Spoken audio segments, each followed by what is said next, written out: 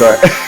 Rat Patch, available at any convenience drugstore or gas station or dispensary. Let's go.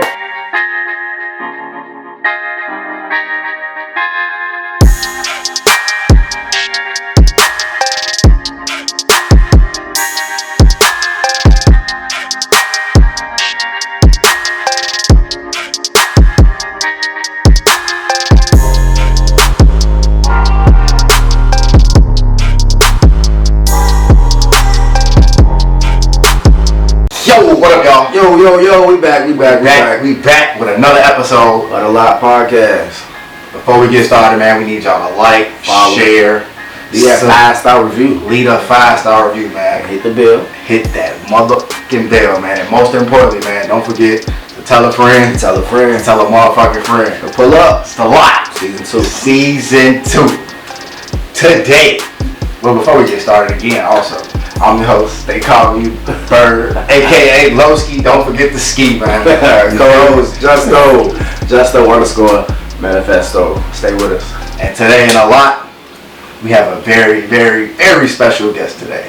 Long-term friend of a lot. You know, we've been trying to put this interview together. What? For a minute too. And it's been more than our first event as a lot, little exclusive. Our first event as a lot going out. She actually put us on now. She definitely put us in the dope. You feel me? So this was waiting, you know, this was cooking in the moment here. But we have operations lead for 93 Boyz with us, Lemonica, Gale. Hey y'all. What's going on? Y'all got me here finally. Yeah. It's been a crazy year, but I'm here.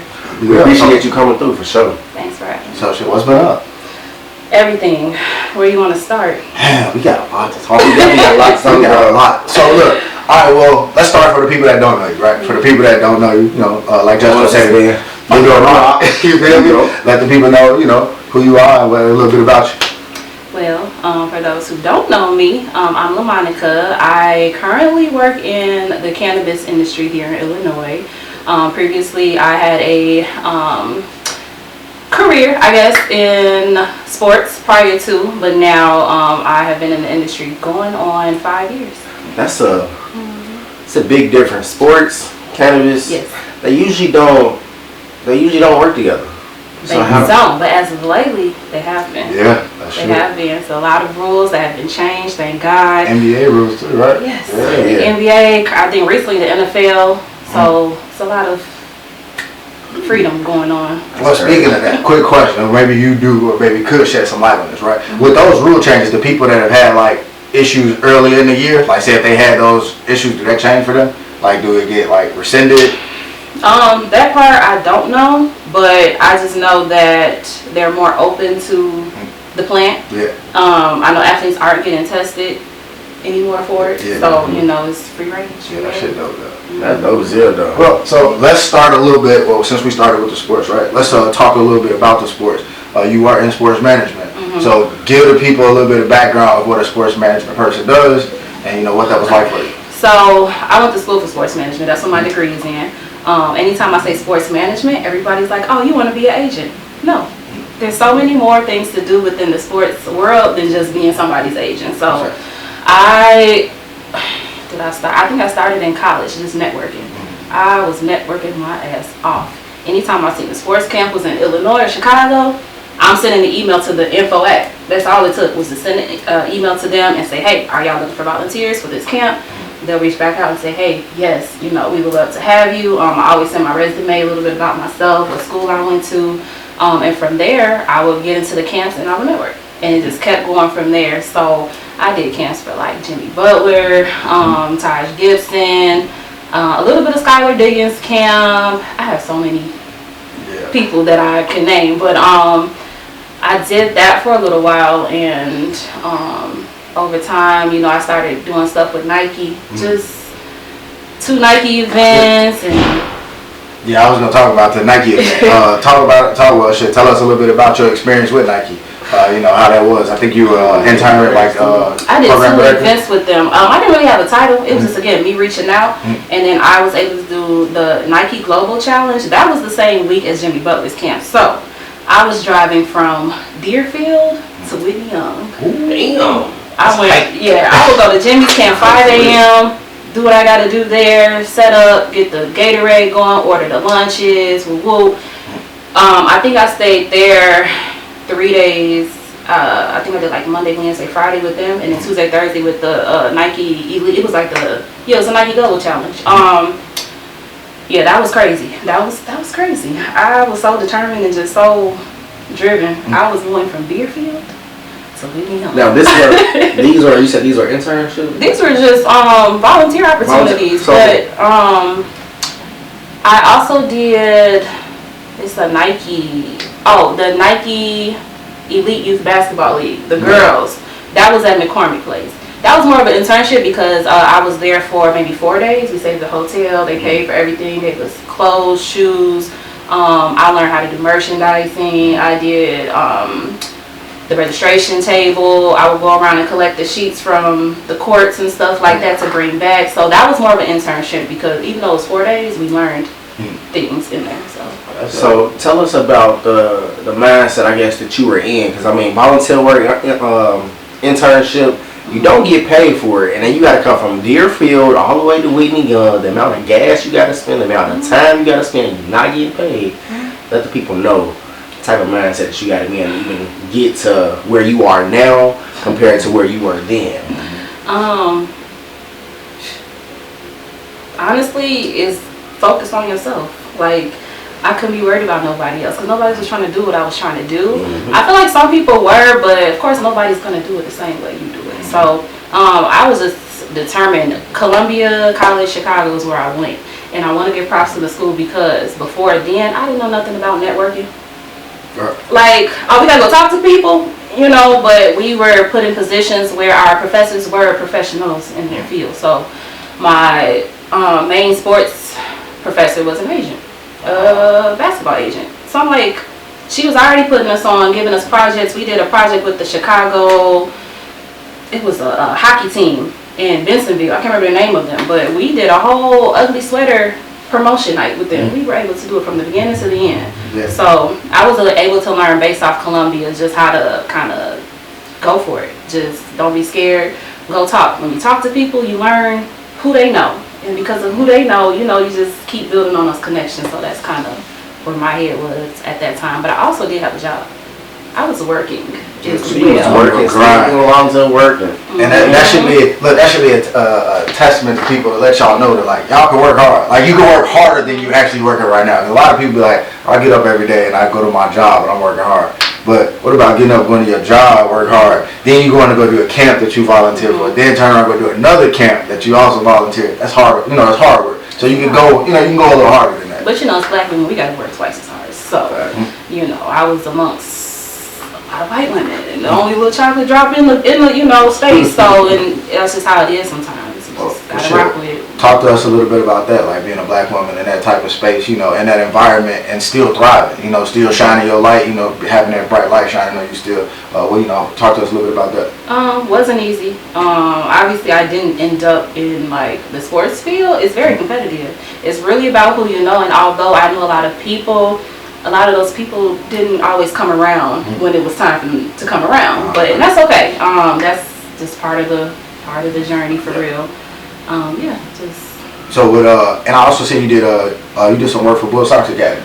I did work for the Boyz. Listen, my resume is long, and I forget the things that I do. I worked for the Boyz. Yes. That's what I definitely admire about you. Ever since we've known you, you have always had your hand in something. You like know who to call with certain days when you go home. Like I'm calling Monica, see what she does. Like we gotta talk to us a little bit about your time at the Boyz Academy and what you did. It was cool. It wasn't what I wanted it to be, but I was present. It was more so of a youth academy. So we was doing birthday parties on the weekends at the facility. They would have their bigger camps where they would bring in the Bulls players and stuff to do youth camps. And then we did pop-up. So I did do maybe one pop-up at the United Center and then one at Guaranteed Rate Field, whatever they call it now, the Sox Field. And it was just giving education about the Boyz Academy. That's really what that was. And I was like, okay, my time's up here because I don't see myself like doing this, birthday parties and stuff on the weekends. So we're doing like the basketball, right? So I know in like 2020 you kind of transitioned into the cannabis field like around that time. So okay, y'all. Story time. So I was working at Proviso West prior to any of this. Just kind of fresh out of college, didn't have no route. Sports wasn't working.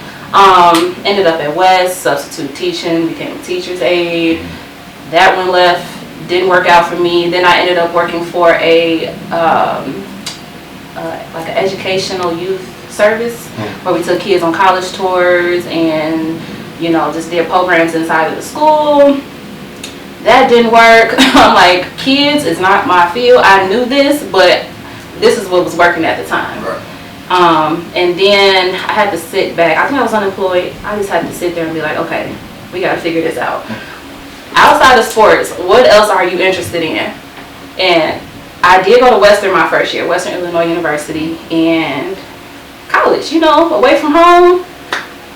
Started smoking a little weed. I think I started smoking right at senior year in high school when sports was kind of done, because I wasn't smoking while I was playing sports, wasn't even thinking about it. But once that ended, had me a puff or two, and I was like, oh, okay.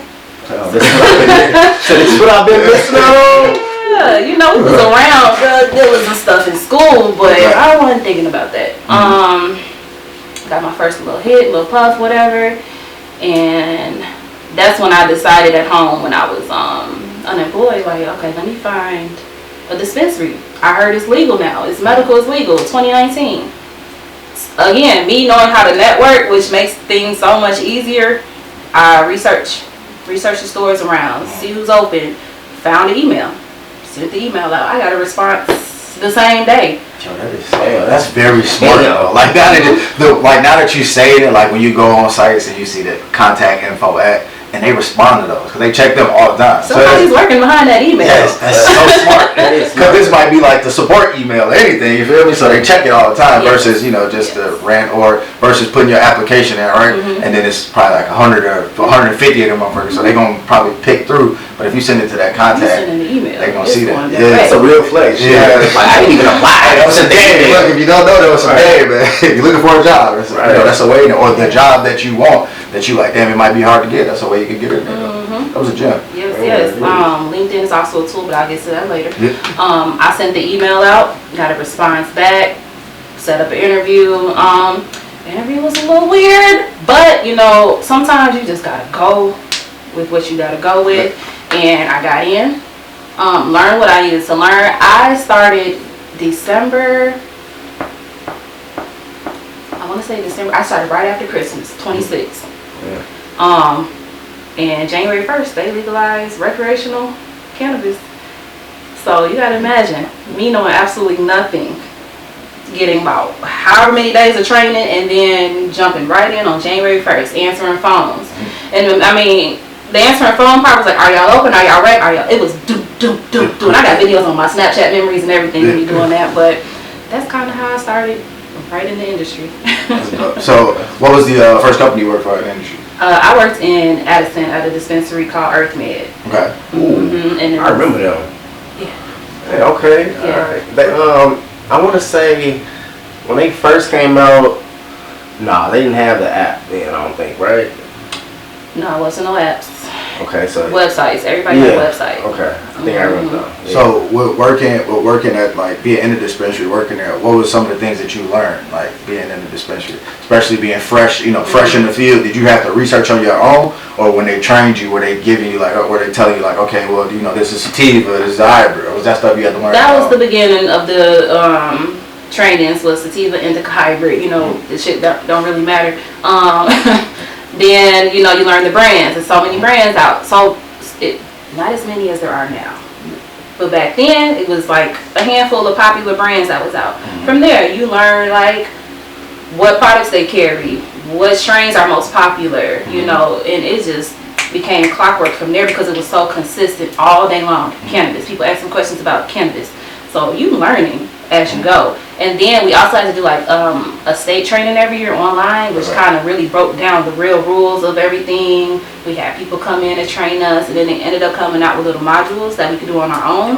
And when you finish it, 5 questions for the brands. The brands kind of help you learn them through these trainings. And when you complete it, you'll get 3 pair of socks sent to you. Just cool initiative to keep us engaged and keep us learning to sell their product. That's dope. So what are some of the so did you work with these brands directly, or was it just like them just coming to the store and you just pushing the product that's in the store? Yep, they make their deliveries every week. The stores get deliveries in the back. They'll put it in, and then we'll know based off the point of sale system, which is called BioTrack. It tells you everything that's in stock. Okay. So you can kind of like on the side when you ain't doing nothing, get on the computer and look to see what we got in. That's just. So do they give y'all the opportunity to like test shit out, see how it smoke, and then give y'all own review on that, or is it just in the dispensary? Companies will send samples to the bud tenders. That's what they're called. Not sales associates, none of that. Bud tenders. I like that. That's kind of catchy though. Yeah, it's cool. They send samples. At the end of the day, you'll get your sample back to go home, and you're free to smoke, do whatever you want. And it depends on the company. You might get a whole bag full of stuff. And that's just how they get to test, because if they don't know what it's like, how they gonna sell your product? That's right. So that's an important thing to always remember them. Always make sure they're taken care of, because they're the ones that the people are speaking to about your brand. So if they rock with your brand, they're going to tell people to buy your brand. Yeah, that's right. That's right. So for the people that don't know, right? Because you kind of just said like it don't matter no more with the sativa and the indica. For the people that don't know, can you explain it to them and like what's the differences between the two and why they're not important no more? Or as important, I should say. That's more of a corporate thing that they threw on top of this whole industry. So even just to help consumers better understand what they smoking, but it really comes down to the terpene profile, and that's really the flavoring. I've been trying to tell people about that terp shit. That terp shit matters. That's so important, and it's like the caryophyllines, the limonene, all of that, the pinene. It all comes down to that. Those flavors and the profiles of them is what really helps you internally. So is that like with some of them like having a gloss on them, like where it looks shiny, like like white, like frosty, like it look flaky. Those are trichomes. Okay. So it's real scientific, but the terpenes is a taste that you taste when you're smoking. Okay. Ooh, this tastes good. You're tasting the terpenes. Okay. This might taste real piney, like a pine tree. That's what you tasting. Okay. And then from there, you have to see what each of those contribute to. It can like lemon. You might taste lemon in something that's limonene. That might help with stress, anxiety. Might calm you down. Lemon. You put lemon in your tea. So it's just like all of that matters. So that's what makes certain weeds make you feel a certain way. Like you'd be like, damn, when I'm like this, I'm like super anxious, or I'm like super nervous. That's just one part of it though. Yeah. That's what people don't. You really have to like research and learn this. That's just one part of it. Like you said, the trichomes, that matters. All of that plays a part. So genetics is crazy. Anybody ever got, I guess, in trouble for being too high at work? Damn. This might be a dream job, guys. Not really. They'll put their little implements out, like y'all smoke on y'all break, but I ain't gonna hold y'all on. I was really high when I was working at West. I think I took a Rice Krispie treat. Yeah, I was. Hey, them edibles, I be having to slow down on the edibles. I can smoke all day, but them edibles, them motherfucking edibles put in there under. And do you know why? Nope. Nah. So, some people say that edibles don't work for me. That's because they don't create the enzymes to break it down. That's why it don't work. Some people have it, some people don't. So when, when they do affect people, that means they have the enzymes for edibles. Plus, edibles get broken down in your liver.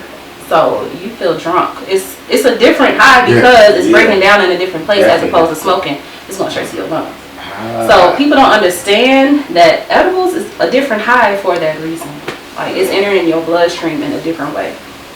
I ain't know that either. I ain't either. Give us some game. I like that. Give us your give us a memorable high from an edible that you've had. Like a bad experience, like the edible story. Yeah. Honestly, that West one. That was one of my experience. I was high as hell in that schoolyard. I used to work in the basement, so they sent all the bad kids down to me. It was one time I was so high, I didn't even know a girl was up in there. She came up to the desk and said, "I'm gonna go." You was here? Baby, I didn't know you were here. And then I actually had to go into the nurse's office and just kind of put my head down as if I was sick, because if I'm there, that makes more sense.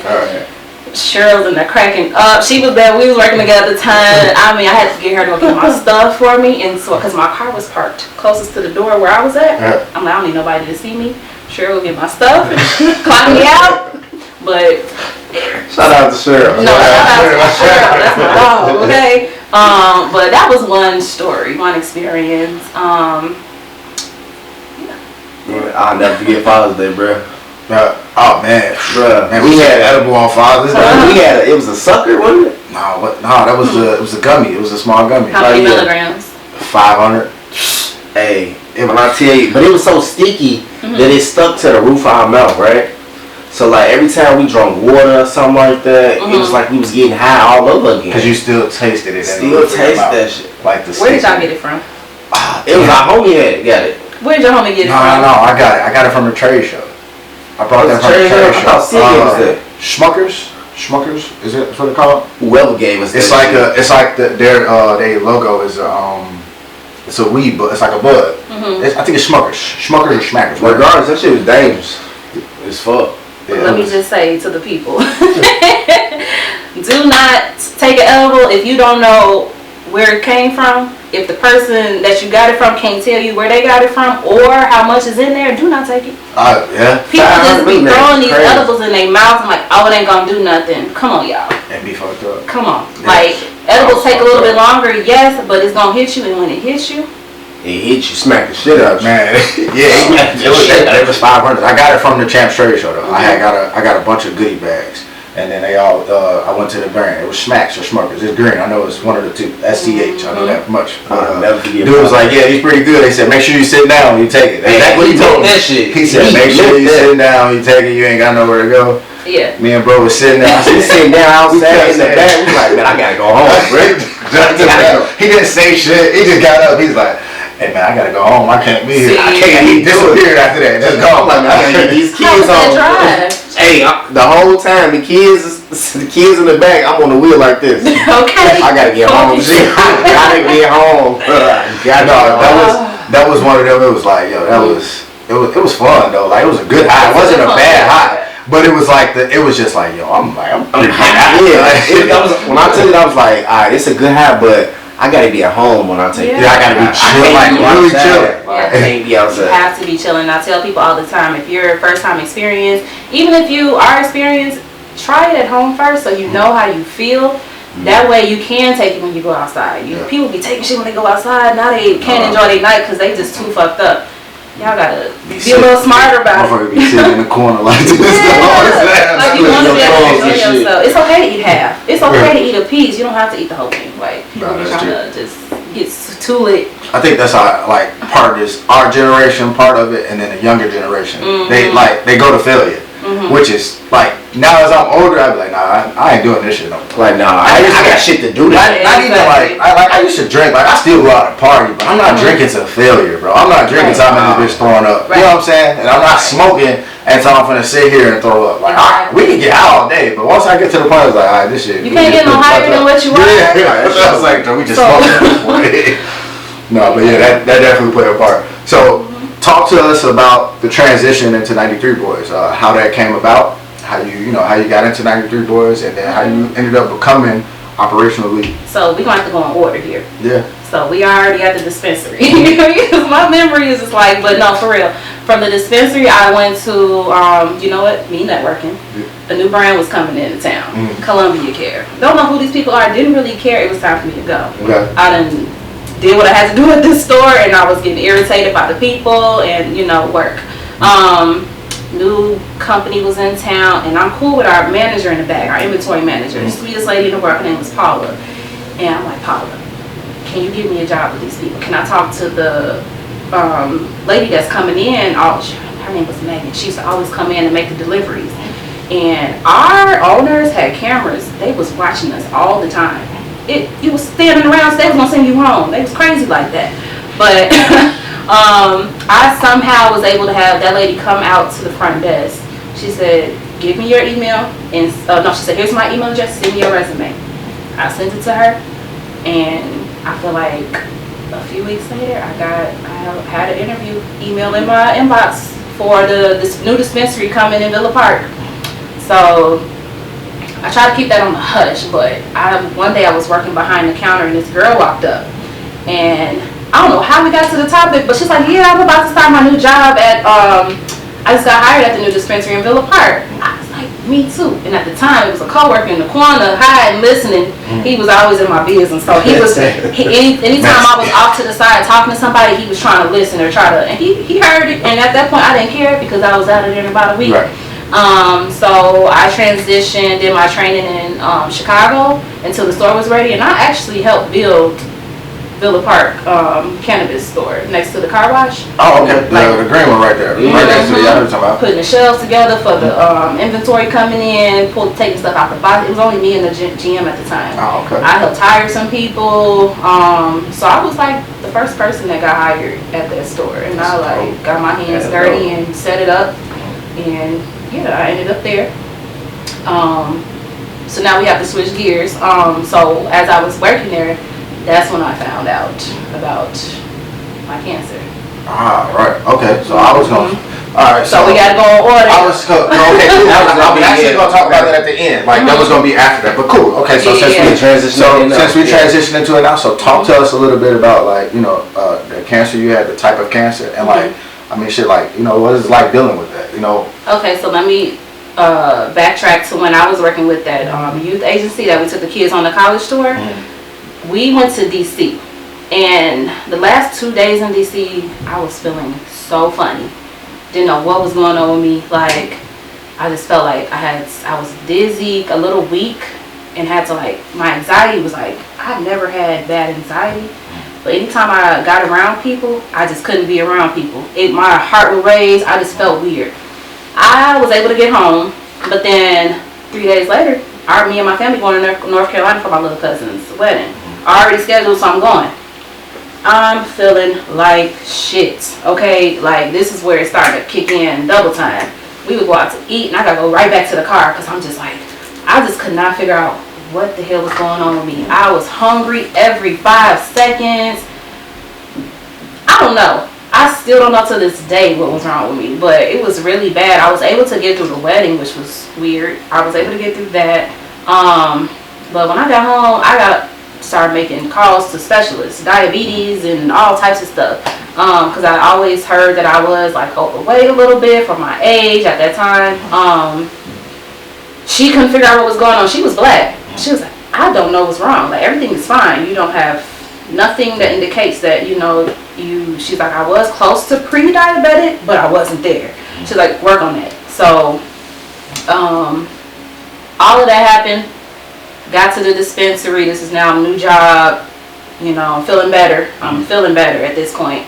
But then I go in for my yearly pap smear or whatever. All of that women shit. And after they do your pap smear, they always do a breast exam. And that's when she found it. She's like, do you feel this? And she had me feel it. And I was like, She's like, yeah, let's get this checked out. I was like, okay. So I had an appointment maybe a few days later because that stuff's fast. Yeah. Regardless if it is or isn't, they want to make sure, let's figure this out. Where was I at? I want to say it was the big needle, but maybe it wasn't. I feel like it was a device. You know how you just get pricked in the finger? That's what it felt like. Oh, so I don't know nobody that hurt. That hurt. I think they numbed me too. They put a little numbing thing right there, just a little swab just to get me numb on the skin, and then they did it. But regardless, it was like getting that prick on your finger.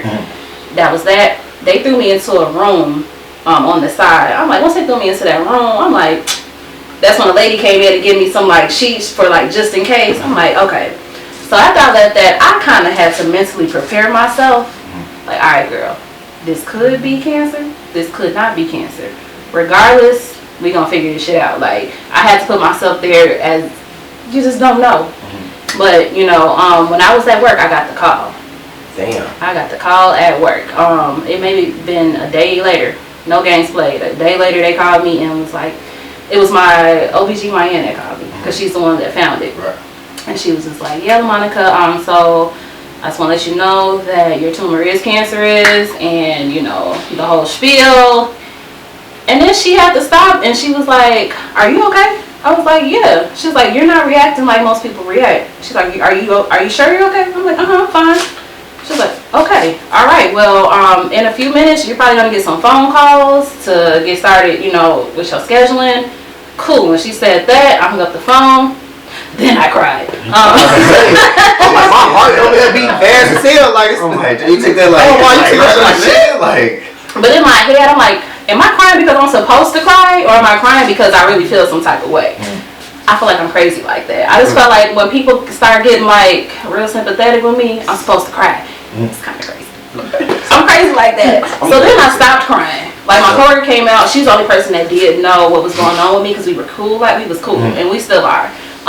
She gave me a hug. She said, go handle your business. So I get in the car, go home. My biggest thing was telling my mama. She keeps up with me. She knew I wasn't feeling good. She knew I was going to the doctor. She knew I was getting a biopsy, but it was me having to tell her. Yeah. Cause I'm her baby. And you know, she's sensitive, and in my head, I'm okay. I'm just like, now I gotta just tell them. So, you know, I told my mom, and I could see her, she just took a deep breath. She didn't cry. I don't know if she ever cried on the side, but she never cried in my face. She didn't cry, but you know, when she said them phone calls was coming in, them phone calls was coming in, y'all. My phone ain't never rung like that before. Damn. So yeah. So with dealing with that, right? What was it like for you, right? Because after getting that phone call, right? I know you said you cried afterwards, but like, you know, and I know it's kind of like a touchy subject, so I don't want to like, you know. No, we can talk about it. I'm supposed to talk about it because who else gonna know if I don't speak up? You're right. Okay, yeah. So like, you know, talk to us about the feeling though. You know, like how it felt, and then dealing with it. You know, the things you had to do to go through it, and like how the resting. You know, you're probably not as strong after doing chemo and stuff like that. So talk to us a little bit about that experience. Ooh, it's like, where do we start for real? So you basically get set up with your oncologist and your surgical oncologist. You know, this is the lady that's going to be dealing with you, checking on you, just making sure you're good. And you have the lady that's going to be working on you for surgery. So you're meeting with two different people plus the nurses for treatment. I started off, this was a foreign language to me. I didn't know nothing about no damn cancer. I know because I did have family members, but I never lived in the home with them to understand how deep it is. So I started off getting my port. This is where this scar is. So the port was put in for them to be able to get that line of blood instead of having to poke me all the time. They just stick it right in the port. Okay. That was a outpatient procedure. I was half asleep. I was like out of it, but not out of it. It was quick. Cut me open, put that thing in, boom. Went home. And then I think I was already set up with my first couple chemo appointments. And you know, the first one, Mom was there. Sat there, I think that was the longest. My first two were about 6 hours. And then from there, it was like 4 hours. And then once I got done with like a certain medicine, it became like 2 hours. And then I was like done. But it's like bags after bags after bags being hung up on there. Okay, first this is your first one. They explaining what this is. And explaining what this is. I still don't know what this stuff is. I just want I got to sit here and get it. Then you got to go pick up your medicines from Walgreens. Help with nausea, to help with diarrhea, to help with this, to help with that. So I get the chemo, go home. I'm like, oh, that wasn't bad. Naive as hell. What? I go to work. A day later, I'm starting to feel it. I'm like, okay. I'm like, I was just about to ask about that shit too. I told my manager, I said, gotta go. He already knew. He knew. Not everybody knew. All right. But the girl, my coworker, and him were the only two people that knew. He was like, Moni G, he'll speak on you. Moni G, go. He's like, you come back to work when you can. We got you.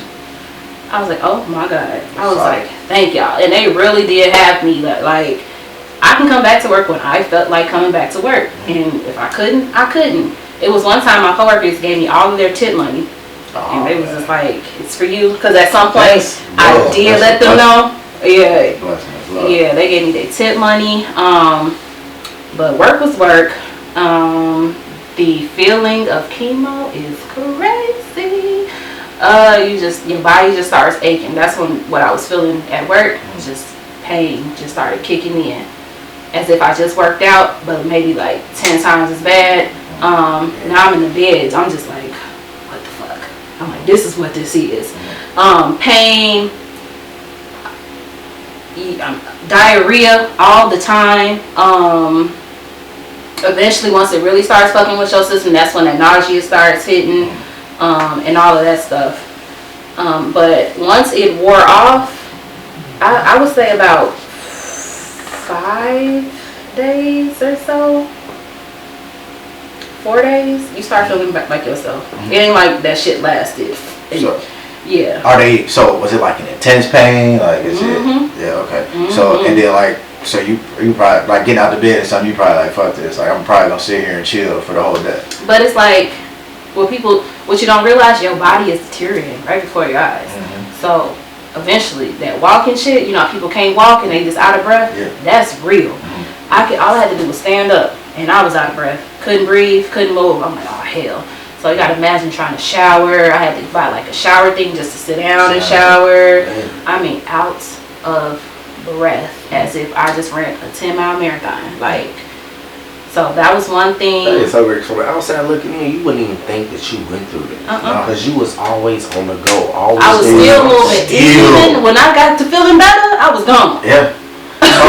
So I guess like what is that like that? Because that's a mindset to have. Like, to be told some shocking news like that. Because it could have been so easily to just be like fuck it and just give up, then fight. You know, it could have been so easy to just say fuck it. Like what happened or what drove you to be like, no, I'm gonna keep fighting. You know, even with this news, I'm still going. Okay, well, I didn't answer your other question at first, and I realized that. Well, I did actually. I had stage 2 ductal carcinoma, breast cancer, and that's where it was found in the ducts, the milk ducts, how do you say it, duct, whatever. Like where you produce breast milk? Where you produce breast milk, that's where it was. So, but yeah, I'm sorry, what was your second question?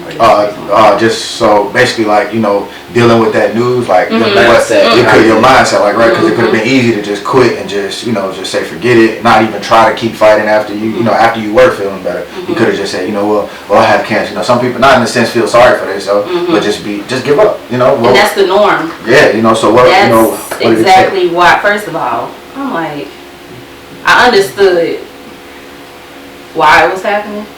At some point I did, later down the line I understood why it was happening, but at the time the mindset was just like, girl, get through this shit. I'm like, this for the birds. Like, I was in my head like this week, like get through it, and that's how I like kept myself going. I'm like, just get through it. I saved myself.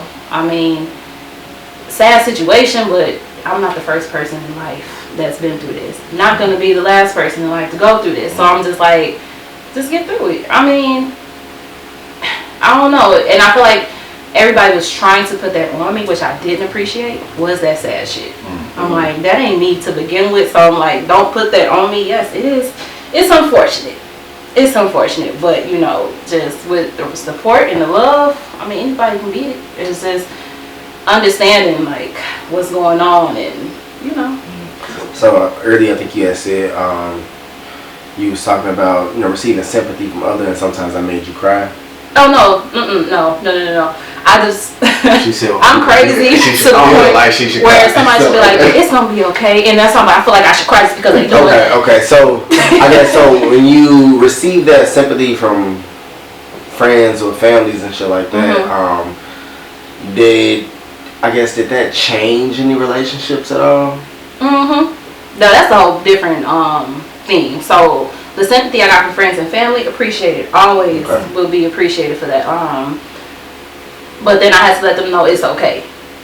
Like, they'll go into the, I'm sorry this is happening to you. You don't deserve this. Like, I'm like, it's cool. I'm like, well, I'm good. I need you to be good too. Everybody around me, y'all have to be good for me. So that's just the kind of mindset that I was in.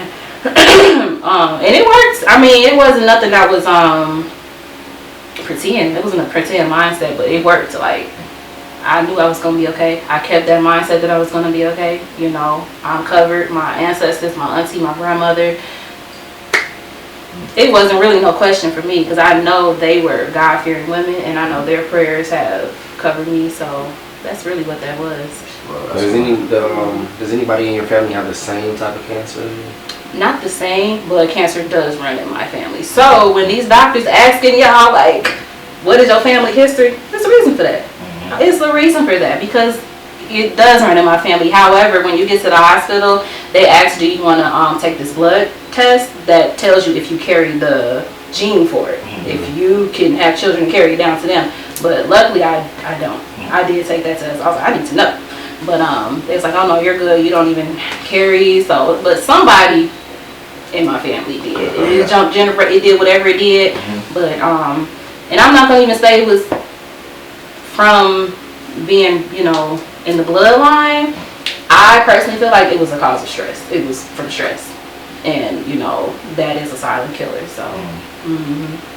So what's the importance of, like, I guess, going through that and not being stressful? Like, how, because it's a stressful situation, like, you know what I'm saying? So like maintaining that stress, like you said, you like, I wouldn't even know how not to be man, stressed. bro, that's what I'm thinking about, like, now, because like even like, you know, T went through something similar. So, and like I was more so like, I watched it change for her. So like y'all, like you and T are like two of my friends that have went through this. Like my cousin went through it when I was younger, and like I used to see him in the bed in the crib. So like I kind of had an idea of it, but I was young. I didn't even really like. I knew he was sick, but then when he passed away, I was like, fuck, like you know, it's just cancer. But I didn't know, like, you know, that it was beatable. For one, being younger, I didn't know the things that they went through. I watched him get weaker. You feel me? But like with y'all, like, you know, I watched T, like, she was coming for the pod all the time. Then she was like, bro, I ain't gonna be able to, like, you know, come here, you know, for a little bit. But then I knew that, you know, like that she wasn't as strong. And I'm like, shit, like, and then for me it was like, well, fuck, how do I be? Because, you know, some people don't know how to help their friends when they're going through shit like that. And I guess. And that comes in what he was asking, did I like lose people? Hell yeah, I did. And like, I was nervous. Like, I mean, because it was scary. Like, shit, it's like, man, we was just rotating every day. You did 3-4 days a week. You know, we all working together, and then like, it just stopped. But it's like, I know why. So I'm just like, fuck. And it's like, I still need to be here for you. Because like, I ain't like, to just write you off is wrong. Like, if anybody write their friend off like that, you're wrong. I'm going to just be real and tell you that. But, you know, I was just, you know, just reaching out. Hey, look, yo, you need anything, let me know. You know, just try to be helpful. Just speak positivity, because, like, it's a fucked up situation to go through. And the last thing I think a person would want to hear is, like you say, I'm sorry, you know, feeling sorry, somebody feeling sorry for me all day. It's like, nah, man, look, you got this. You gonna beat this shit. Look, whatever you need, you know, I'm here. If you need my friend to talk to, you want to just cry, like, whatever the case may be, look, I got you. Like, so that was my mindset with it. So, like, I don't know, I just, people should, like, be there more for the people, you know, when they go through things like that. But in a better way. It's real. Did you watch the Jamie Foxx special? Yeah, no, not yet. Did you hear when he said it's your toughest times you'll find out who's gonna really be there for you? That shit real, and I felt him when he said that. You gotta watch that, bro. I've been hearing it was good, so I do have to. He went to church in that mall. You gonna cry a little bit, like laugh. I felt him. He said that shit was scary. That shit was, it was scary. It was scary. I mean, your body going through all types of shit. You in the hospital, getting injected, people looking at you, just all types of stuff. So it's just like, yeah. But you have to be there for your people, because it's like, I mean, me, I would never. I was the type at that time to be like, I just want to get it done. I don't want to see nobody. I don't want nobody to see me. And I was for real, like, I just want to get it done, because mine wasn't that long. Like, my process, it was long, but as far as chemo, that wasn't long. I only did 6 rounds. I say only because some people do it for years. If people brought in a gift, they'll get I don't know what it was, coupon for however much off of your next purchase. Like, I put that together. I was doing the menus on the screens. I'm asking the stores, can we have digital menus now? Can we do this? And it was like, go for it if you know how to do it. And I was doing it. Didn't really know how to do it, but I figured it out. Right. They gave me access to put up the menus on the screen. It was just so much stuff I was trying to do, and that it was just so limited in the dispensary. I ended up, it was a brand that came to do a pop-up. And they was having fun. So I'm like, hey, y'all hiring? The dude was like, yeah, I think we'll be hiring sometime next year. And I was like, okay. So I found the contact information under their website, email. That's crazy. Oh, the contact email, okay. It was time to move around, so I had a little interview. He was, I'll get back to you in a week. He forgot to get back to me. At this point, I'm pushing this man to hire me, and I did. Probably shouldn't have, because it didn't work out. But it was okay because I did transition. I was able to do my very first cannabis event through this company. I did like a yoga, brunch, and meditation class.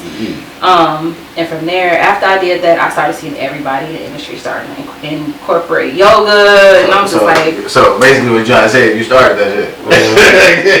You know, I had my cousin. Because there wasn't no events happening that I've never seen anything going on like that in the industry. So I got my homegirl that I had met. Oh, y'all asked me how did I keep my mindset. Like, I was going to yoga and meditation classes after I got done with treatment, and I was able to have more flexibility in my arms because I couldn't move from surgery. Like, I couldn't reach. I couldn't do all of that. I was about to say, this yoga, you got to stretch for real. Yoga, that's tough. Yeah, I met this young woman named Cherish. She came from Texas. It was her first time in Chicago. You know what? Backtrack. Through this company, we had a how to roll class, rolling 101 at Scratch Goods downtown. It's like a facial bar place. Couple people signed up, and the few people that did sign up, she was there.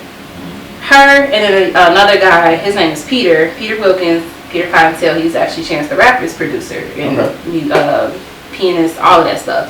They were there. So after our event got done, she was like, well, I'm having an event at Soho House. It's a meditation class. You should come. Cool, sis. You supported us. I'm finna come to yours. So I went to Soho House, and it was great. He was in this room. It was dark. They had candles lit. We got free stuff from Scratch Goods because they was a sponsor.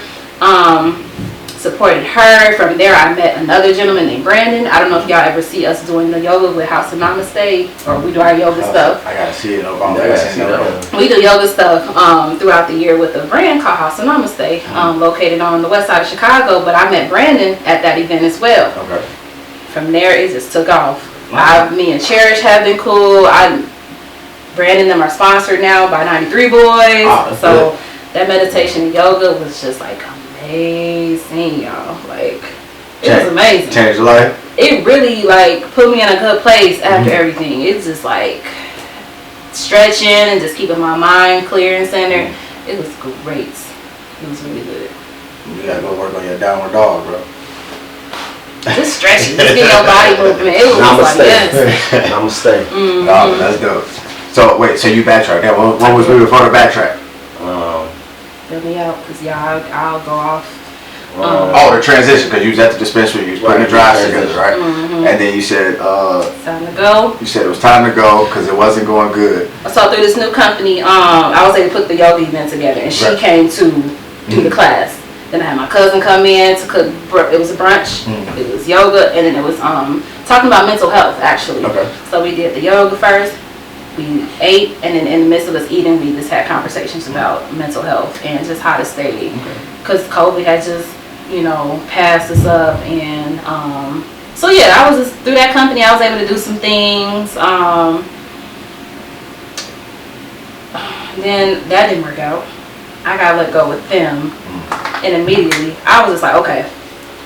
All right, girl, we can't keep a job. Like, we got to figure this out. But it was in the midst of me working with them, I kept telling the girl that I was working with, I want to work for them, 93 Boyz. They just started popping up out of nowhere.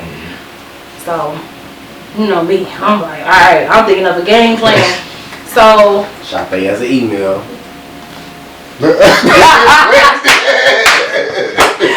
Hey, she's just told y'all not once, 4 times how she's landed these positions. Hold the email thumbs. I have to backtrack real quick. When I was working in Villa Park, a gentleman came in. He was a new rep for a company, Arise. I was the first face people saw before they come in the store. So he's like, hey, I'm the rep for Arise. I'm your store rep, here to drop off some donuts, and cool. So eventually I caught Matt on the side and was like, let him know what I was going through. And he was just like, oh my God, I could drop off some products to your house if you don't mind. And sure, absolutely. So he dropped off some stuff while I was going through treatment. I love Matt, okay? So, back to this email. When it was time for me to go, I reached out to Matt. Still kept in contact with him because obviously he really helped me out. Matt, are y'all hiring? I'm looking for a job. I'm unemployed. He's like, oh, let me connect you to our field marketing rep, Nicole.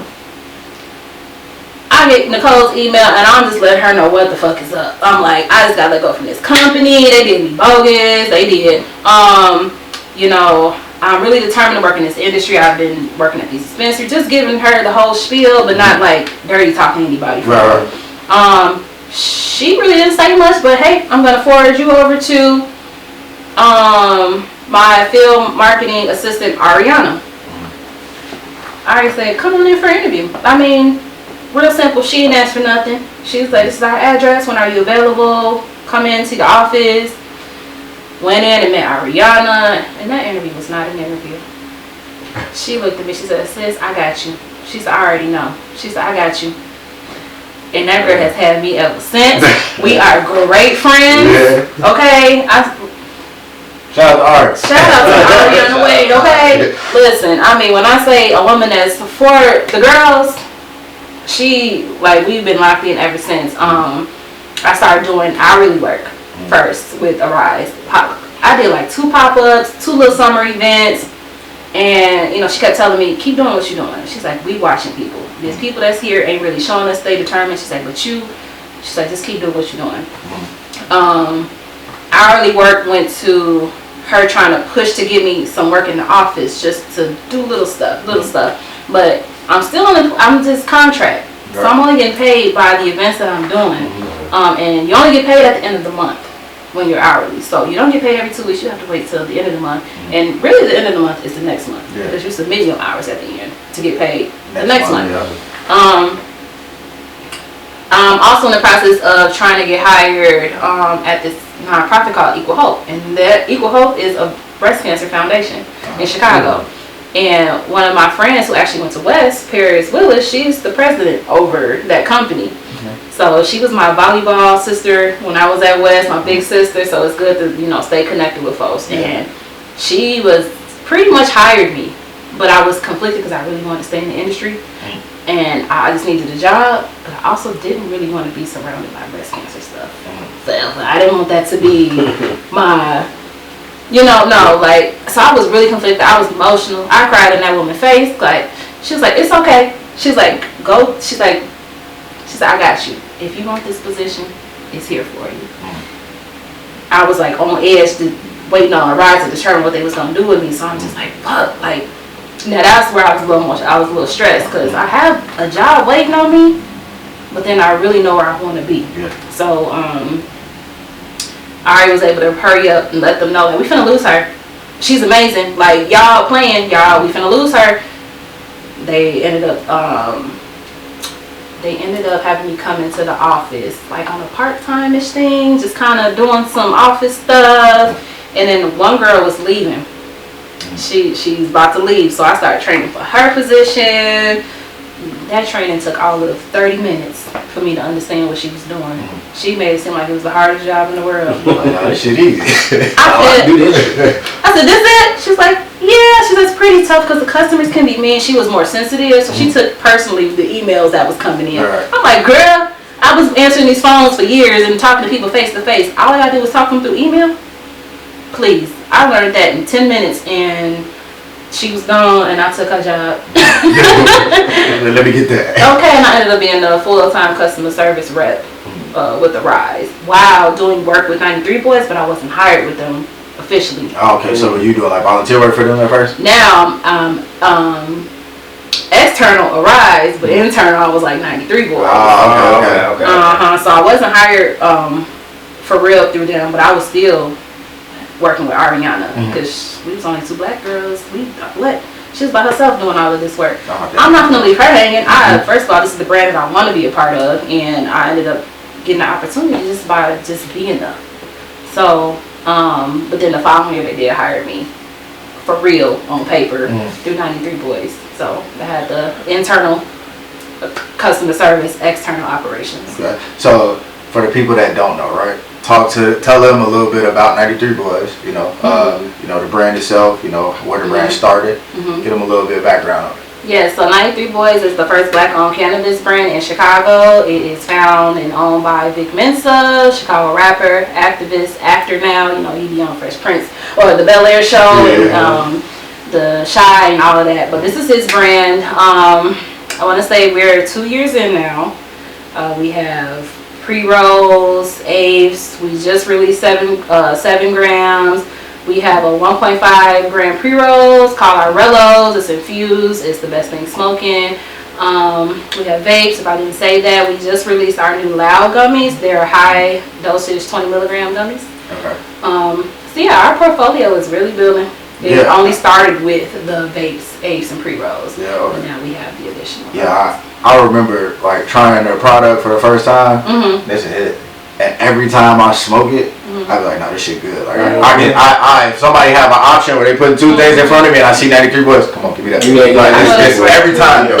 And it was from even, cause pulling up to the days off event. Yeah. Like, like I said, I knew who Vic Mensa was. That was 2 years ago, a year ago. That was 2. 2 years ago. Almost 3. Yeah, that was when we first started. That was literally our first event for the lock, bro. Really? That was our first Lot on the Move event when we went somewhere and recorded with the camera. That was our very first one. Oh my God, that was such a big party. Like, That was huge. That one was huge. It was, and like, I was about to say we was getting some free samples, the pre-rolls, and I remember we walked past you. And she had like a bag, right? And she gave us a handful of pre-rolls. She said, here you go.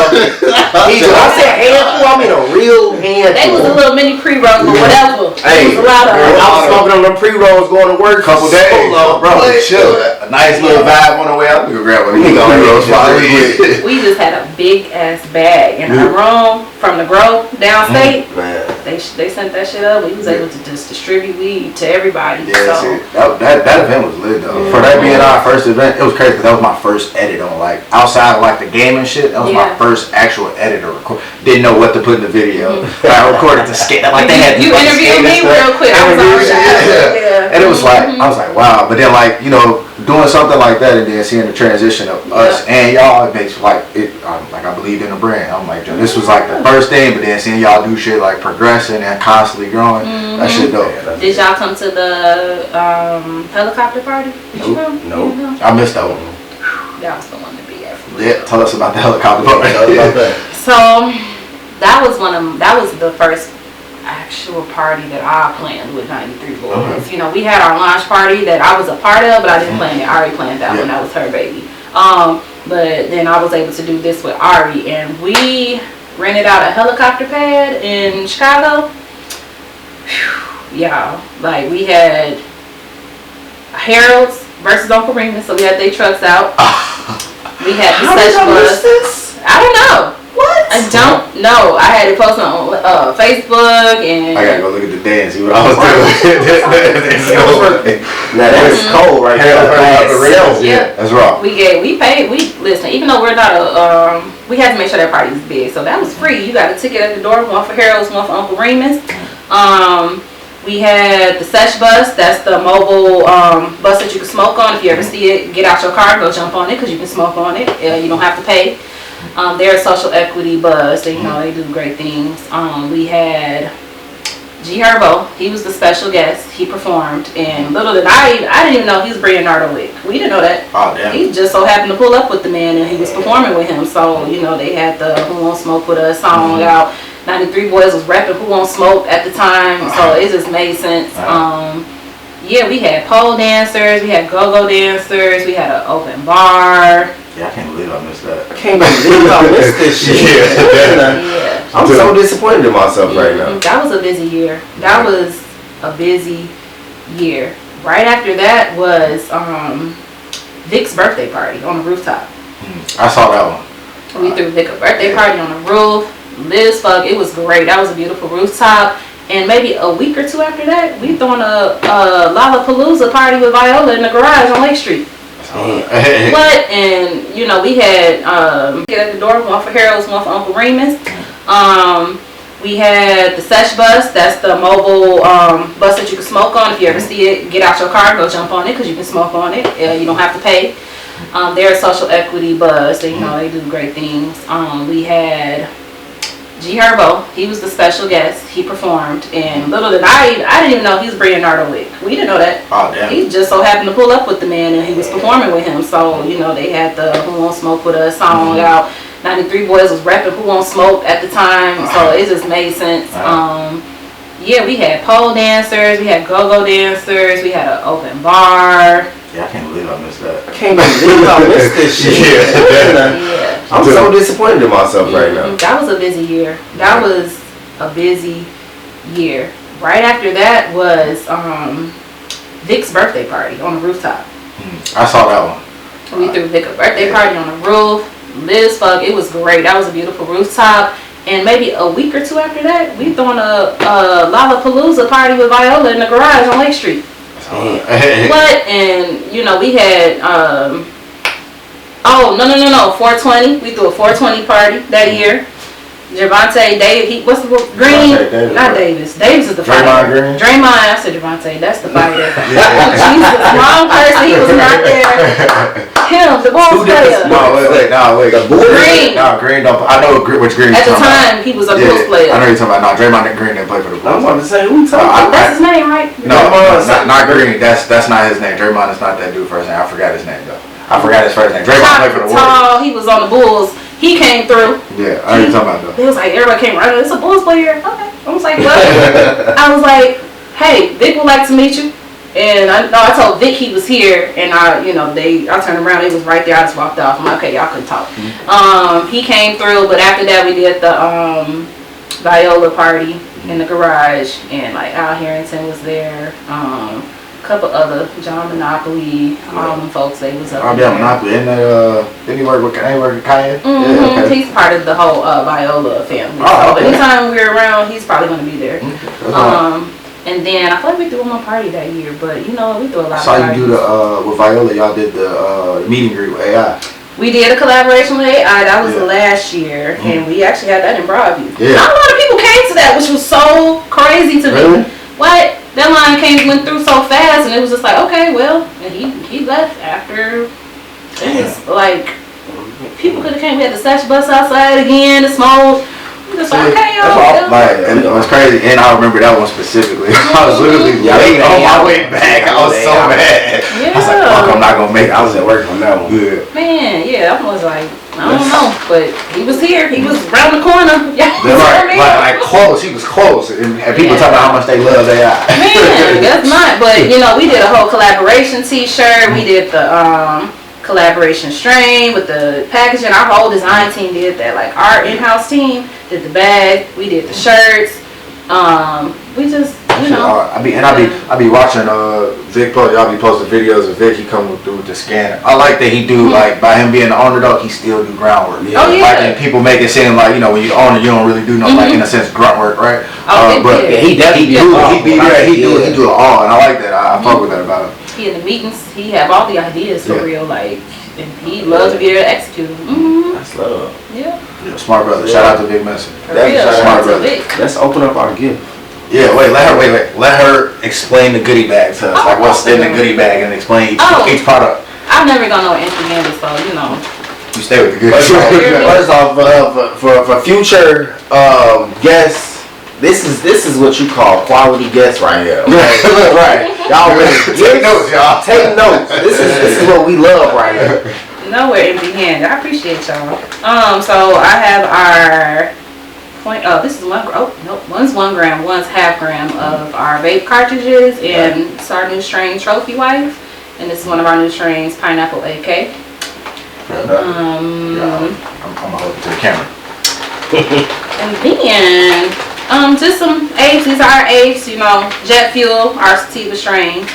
You know, little smoke. And then I wish I had our loud gummies, but I don't. However, I did bring y'all some of our taste buds from Days Off. Okay. Y'all know about Days Off. Yeah, of course. People don't, but you know. There you go. Those are just 10 milligrams. Okay. This is gonna be perfect for my gaming, y'all. Yes, y'all got a little taste of something. Chill game. Okay. Yeah, all of our products can be found in dispensaries in Illinois. All you have to do is go on their website, the dispensary closest to you.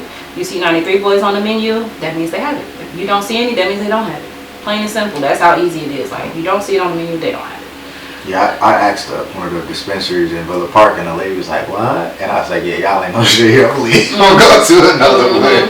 I specifically went in there looking for a 93 Boyz strain. Yeah. And she was like, no, we don't sell it here. And I was like, all right, well, I'm gonna leave. So how it works is the dispensaries are our clients.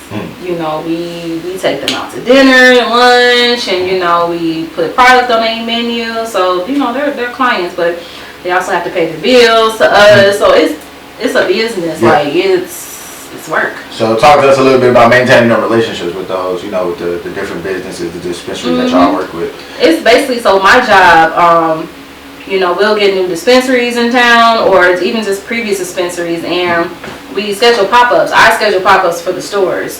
We send our reps out, stand there and talk to the customers, chop it up with the bud tenders. That's our way of showing face, show people that we're out here, and that's how we keep our relationship going. The stores will do events, Halloween, Christmas, 420, whatever, and then they'll reach out to us for sponsorships. Hey, can y'all sponsor a food truck? Can y'all sponsor the Sesh Buzz? Can y'all just come be there, set up a tent? So that's how we keep those relationships going. And when we're there, we'll run a sale. That's where our sales team come in. Hey, we're popping up at this store. I have to communicate with the sales team. Like, yo, we'll be here on this day. Can we get a promotion going?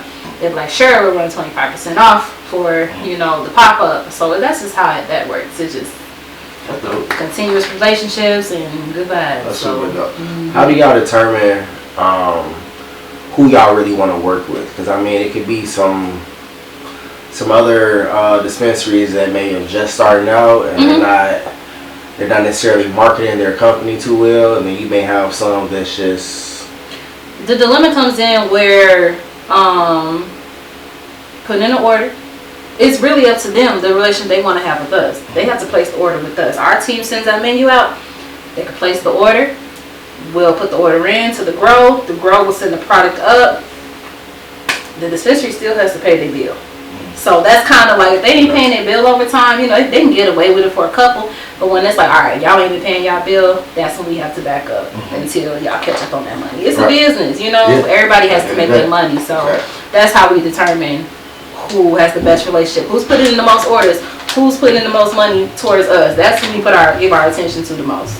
So that makes sense. So any like upcoming events that y'all got coming up that y'all want the people to know about so they can tap in? Well, I want to say, I'm trying to pull up. well, we're closing out the year. It is December, end of the year. Burnout, budgets is done until the next quarter one. I know, you know, we're looking forward to some great things next year. I just got back from Vegas, and I was in Vegas. For people that do follow me on Facebook or Instagram, I got a meeting set up with Carmelo Anthony.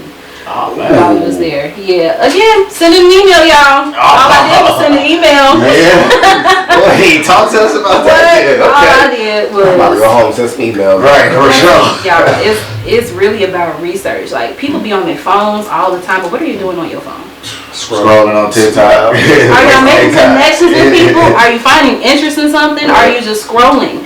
So, I knew Mello had a brand out. I be on LinkedIn all the time. A lot of stuff be on LinkedIn. A lot of people sleep on LinkedIn because they think it's that old LinkedIn. You be on that shit. Yeah. They're very open to cannabis. That's one of the only platforms that will allow us to post anything we want cannabis related and won't take it down. So the community for cannabis is heavily on LinkedIn. But I knew Mello had a brand, and I was like, okay, I don't see nobody else talking about it. Let me find somebody I can connect with. So the easiest thing to do when you want to reach somebody, for me, I go on Instagram. Who are they following? Usually the people they follow is the first people like that they working with, the people that's already in, you know. So I'm going through the following list, and it's never long because they don't follow a lot of people. They got millions of followers. That's right. So I always scroll down to the bottom because the bottom is the start of it. The first couple people that they follow are the people that are invested in the brand. I find this one guy, Jesse. I'm scrolling through his Instagram. He's with Mello. Google his name. Oh, this is the man. Jesse is the man I need to be talking to. Jesse is a cultivator in Seattle who is growing Carmelo Anthony's cannabis. Damn. Look at how you made that research. First off, I would have never even known to scroll to the bottom. Since that's one of the first people that I would have never even guessed that. Strategy. You just, I mean, even as a woman, you know, we be knowing our ways. But outside of that, like, yeah, that works. So, like, I found him, Googled his name, found out who he was, researched, read his interviews on, just to figure out who this man is. Cultivated from Seattle. He's been in prison for cannabis, and our mission is to help change those laws, and anybody that was wrongly. I was just watching something about Big Vincent talking about Kamala too, with the whole on the BET. Yeah. But yeah, our mission, we basically like try to fight the war on drugs. We give back, we send books to the prisons, we do all of that stuff. But at the same time, that man Jesse, he went through that. He also, it's a lot of synergy, a lot of the same thing. He also fights for the war on drugs. And I just so happened to read that him and Mello were in partnership. I first try to go the professional route, and I go to LinkedIn. Add him, send him a message. If they don't respond in enough time, that means to me they don't be on LinkedIn enough. They're not active. Next source, Instagram. Found that man on Instagram. Send him a DM. I'm like, hey, I tried to reach out to you through LinkedIn, but I don't see that you're active. If you have an email that I can send to you professionally, I don't want to send no DM with what I'm trying to do. I'm going to send you an email. And he got that email. We set up the first call, me and him. Went very well. Let him know who we were. He's like, what you looking to do? Let him know. Me and him set up another email just to kind of follow up on the first one. I like, all right, the next meeting I want to incorporate the team. So I would let the team know who I was talking to, what's going on, can we make this happen? Cool. So I got Vic and Ari on the meeting, and they rocking with it. They like, oh, this guy's amazing. So after that meeting, we had a photo shoot and everything. We be working, y'all, like working in between work. Yeah, we had a photo shoot, and what happened after that? Oh, I'm on Instagram. You can get ads just pop up on your shit. Randomly pop up. MJ BizCon, special guest speakers, Jesse Horton, Carmelo Anthony, in Vegas on December, he didn't tell me this. This has popped up like a day or two after me and him talked. So now I'm plotting. I'm like, I gotta get to Vegas. And he tells me, like, me and Mello setting up meetings while we in Vegas. Like, if y'all come, let us know. We would love to meet y'all. Say less. No question. What? I don't care. I'm like, we have to get there. This is a smart business move. So I reached out to my boss. I'm like, hey, is it possible that the team can go to MJ BizCon? I have a lot of bosses, y'all. Outside of Vic, I do have another boss, the owner of Arise. I asked him, first I asked Vic. I said, how would you feel about us coming to MJ BizCon? Because he was already going. He was like, oh my gosh, I think that would be dope. I would love for y'all to be there. Let's try to make this happen. Cool. Next step, go to my boss. So I talked to Vic, to see if we can go to BizCon. How would you feel about that? He was like, I don't know if the numbers would, I don't know what that would look like, but if you can come up with a sheet with numbers and, a budget, I could present it to who I need to present it to. Did that quick. What? They ain't wasting no time. Like, somebody's telling you to do something, go do that shit down. Don't wait. Don't put it off. Go do it. Put the numbers together, sent it to him. He said, thank you. I'll see what I can do. A couple weeks went by, so I'm just like, okay, if it happens, it happens. If it don't, it don't. And if it don't happen, I'm going to try to figure out how I can get my ass there without. I don't care. But determined. Man, so end of October, I think we came into the office. And he was like, yeah, I heard the good news, and what's that, oh, you guys got approved to go to MJ BizCon. I'm like, yo, we on our way. Let's set up something. And he was excited. He was like, yeah. So I set the meeting up. I'm like, let's do it. Got all the information. We got our tickets, our hotel books. He sent me another message like, yo, me and Mello can't wait to meet y'all. Also, we want to invite y'all to hang out after our meeting in the penthouse. And, we get there. We did exactly that. We met with him.